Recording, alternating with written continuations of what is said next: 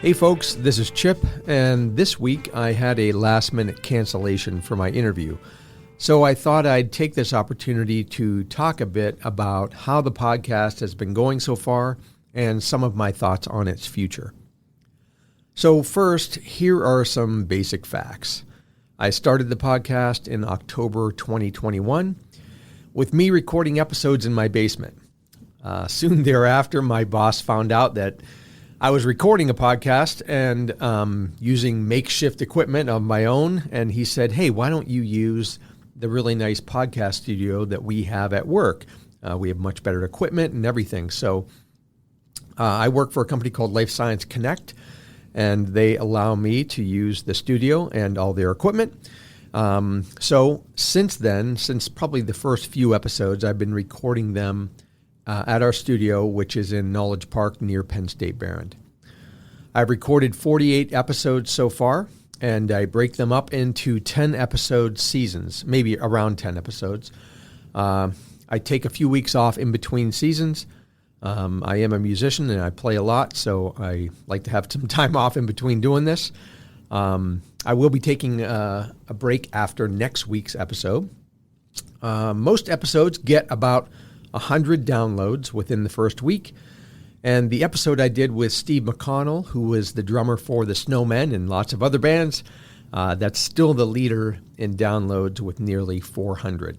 Now keep in mind, those are tiny numbers compared to most local and obviously national podcasts, but I appreciate every one of those downloads. So let's see. The podcast only covers musicians and bands that actively played in Erie during 1960 to 1990. Now, the key there is the word actively. It's not about the musician or band that played a couple of times here or there. It's also not about just musicians who went on to fame or playing professionally. I know I've had some people reach out to me and say, why aren't you covering this guy or this band? You know, that's not my intent. Some of the people that I've interviewed, you know, they've played for a few years in Erie and were active, and, you know, they eventually maybe retired from playing for one reason or another, and that's fine. And yes, to answer everybody's question, I would have Pat Monahan on the podcast if I could. And yes, I did try to reach out to him when I started this via Facebook or, I don't know, the band's website or something. But I can only imagine that he has more important offers and things to worry about. So, but, you know, I always say Erie's rock and roll history and its legacy is not just about guys like Pat Monahan, who, I'm putting this in air quotes, made it big in some way. You know, it's more about the men and women who toiled in those basements and garages, rehearsing, you know, for hours and hours with no air conditioning often, and just to play in bars and restaurants and school gyms, at the YMCA. We hear that a lot, at local fairs, at coffee shops. And they did that for many years, either on their own or in bands, while getting paid very little, but loving what they do so much that they just kept coming back over and over so that we, the music fans, would recognize their names in the newspaper, or when we heard their songs played on the radio, we'd recognize their bands. And yes, for those of you who are younger out there, that did used to happen. Local bands did get airplay on the radio back in the day. So yeah, I mean, it's not only about the most famous people who have left town and gone on to big success. Success comes in different flavors, obviously. So, also, I know after only 48 episodes that I still have a lot of ground to cover. I need to interview and talk about more original bands and musicians who play original music and play their own music.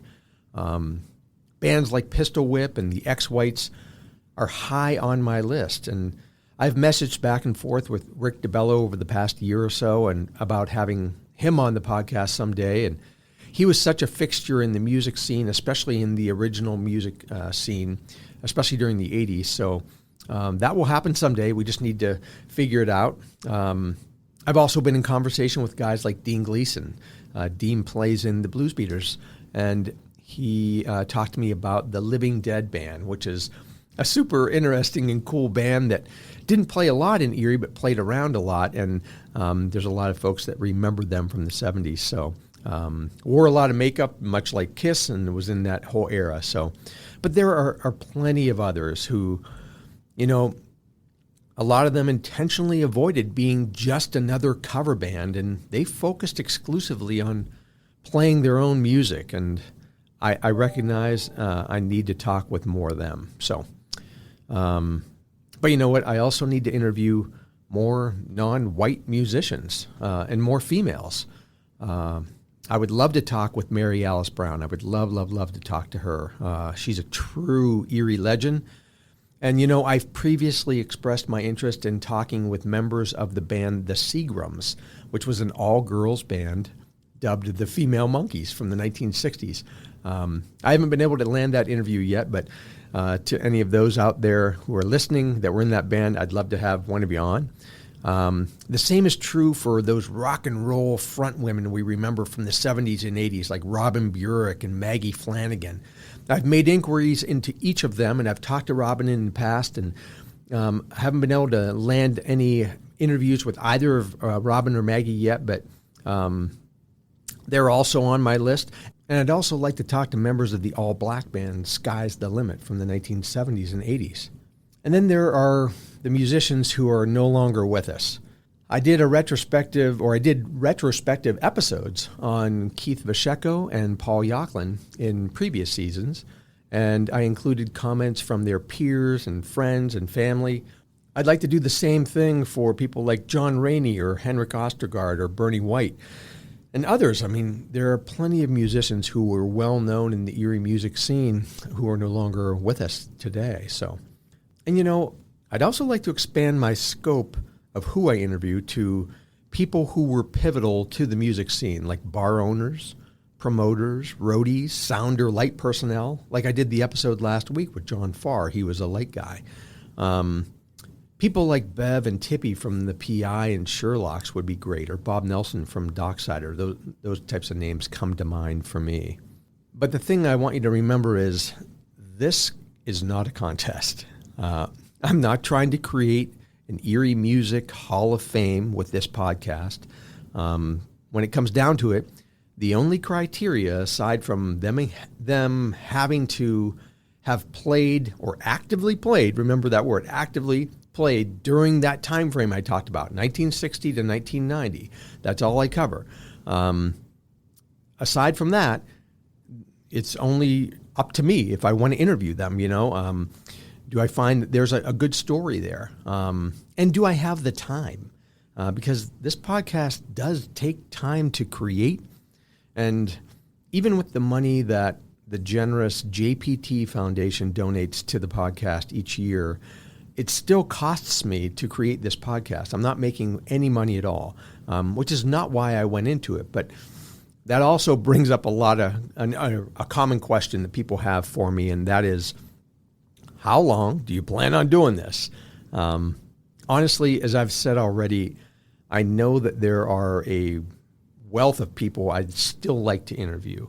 And I'd like to keep recording until I basically run out of time or money or people to interview. So it'll be a while, hopefully.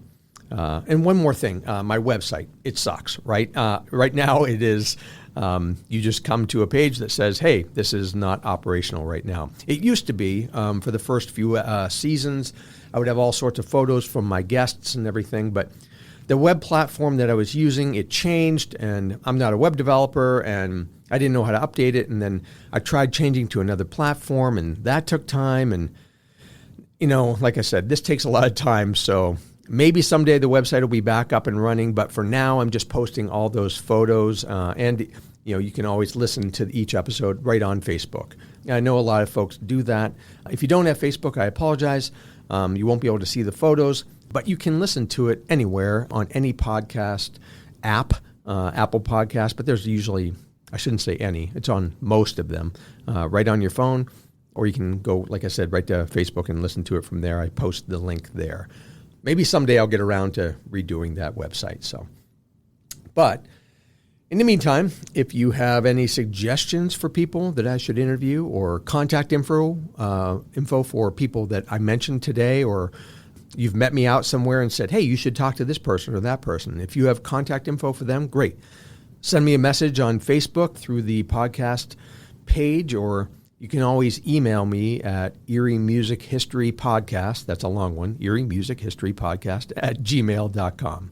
And please, if you listen on Apple Podcasts or any podcast app, rate the podcast or leave a review, because I don't know, I guess that helps something. But listen, most importantly, I want to thank you all for listening and supporting this podcast. I'm having a blast doing it. I've met so many great musicians. Many of them I'm a big fan of, and I've talked to so many music fans about the local scene and learned all sorts of stuff. So I appreciate everything that you're doing out there and supporting the podcast. And until next week's regular episode, I'm Chip Shell. I'll see you or I won't see you, but you'll hear me again next week. Now go out and support some live music. Thanks a lot.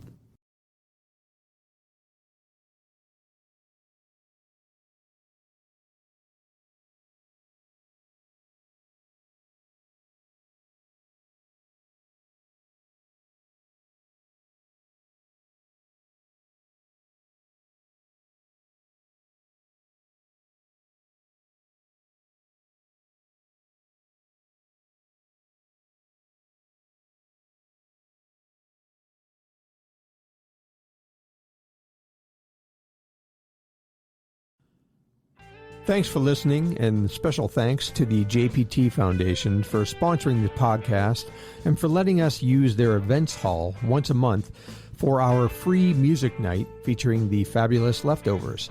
They're a band of longtime Erie musicians who play for an hour and then are followed by 2 hours of an open mic. All the proceeds for the event go to the Second Harvest Food Bank. The music nights are held the first Tuesday of the month from 6 to 9 at the Events Hall, which is located on West 38th Street in the plaza right next to Our Lady of Peace Church. And finally, for information on what bands and musicians are playing in Erie and the surrounding area, please check out Jack Stevenson's Two-Man Happy Hour podcast and webpage.